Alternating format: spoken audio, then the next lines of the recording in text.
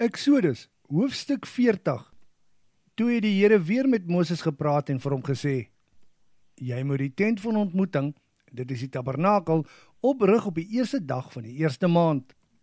Die ark met die getuienis moet jy op sy plek in die tent neersit en dit dan afskerm met die gordyn wat daarvoor gemaak is.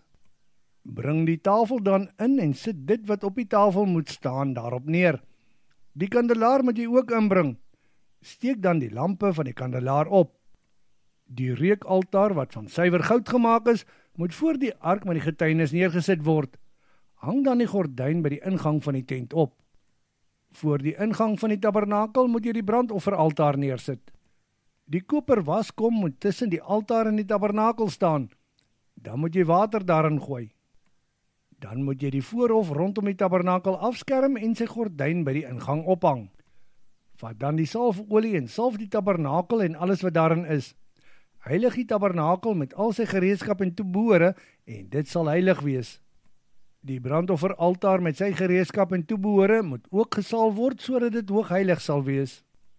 Salf en heilig ook die koper waskom en sy voetstuk. Bring dan vir Aaron en sy seuns tot voor die ingang van die tabernakel en laat hulle hul daar met water was. Aaron moet dan die heilige klere aantrek. Daarna moet jy hom salf sodat hy in die priesterambt vir my kan dien. Dan moet sy seuns nader kom en die priesterrokke aantrek. Jy moet hulle ook salf soos jy vir Aaron gesalf het, sodat hulle vir my as priesters kan dien.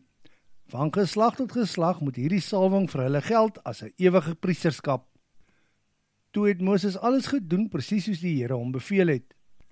Die tabernakel is opgerig op die eerste dag van die eerste maand van die tweede jaar na die uittog. Toe het Moses die tabernakel opgerig. Hy het die voetstukke op hulle plekke gesit. Toe het hy die planke en die dwarshoute daarop aangeheg en die staanders opgerig. Presies soos die Here hom beveel het, het hy die tentdoek oor die tabernakel gespan. Daarna het hy die dekkleed van die tabernakel daaroor gespan. Die getuienis het hy in die ark gesit. Daarna het hy die draaghoute in die ark gesteek, asook die versoendeksel bo op die ark neergesit. Hy het die ark op sy plek in die tabernakel neergesit en die gordyn opgehang wat as skeiding gedien het tussen die ark met die getuienis en die res, presies soos die Here hom beveel het. Daarna het hy die tafel in die tabernakel gebring en dit neergesit op sy plek buite die voorhangsel aan die noordekant daarvan. Presies soos die Here hom beveel het, het hy die vertoonbrode daarop gerangskik.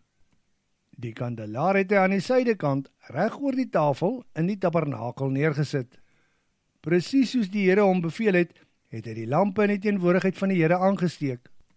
Die goue wierookaltaar het hy voor die voorhangsel neergesit. Toe het hy die geurende reukwerk van speserye daarop aangesteek, presies soos die Here hom beveel het. Daarna het hy die gordyn by die tabernakel se ingang opgehang. By die ingang van die tabernakel het Moses die brandofferaltaar neergesit. En daarop het hy 'n brandoffer en 'n graanoffer aan die brand gesteek, alles presies soos die Here hom beveel het. Tussen die altaar en die tabernakel het hy die koper waskom neergesit, met water daarin om mee te was. Toe het Moses, Aaron en die seuns van Aaron hulle voete en hande daaruit gewas. Elke keer wanneer hulle die tabernakel ingaan, het hulle hulself gewas, presies soos die Here vir Moses beveel het. Moses het die voorhof rondom die tabernakel en die altaar opgerig. Toe hang hy die gordyn by die ingang van die voorhof. Moses het al die werk afgehandel. 'n wolk het afgesak en die tabernakel is met die heerlikheid van die Here gevul. Omdat die heerlikheid van die Here die tabernakel gevul het en die wolk daaroor gehang het, kon Moses nie in die tabernakel gaan nie. Elke keer wanneer die wolk vanaf die tabernakel opgestyg het, het die Israeliete opgepak en verder getrek. Wanneer die wolk nie van die tabernakel opgestyg het nie, het hulle nie kamp opgebreek of getrek nie, maar het daar gebly totdat die wolk weer opstyg. Want gedurende die dag was daar 'n wolk op die tabernakel, en gedurende die nag was daar vuur binne in die tabernakel, ten aanskoue van die hele Israel, oral waarheen hulle getrek het.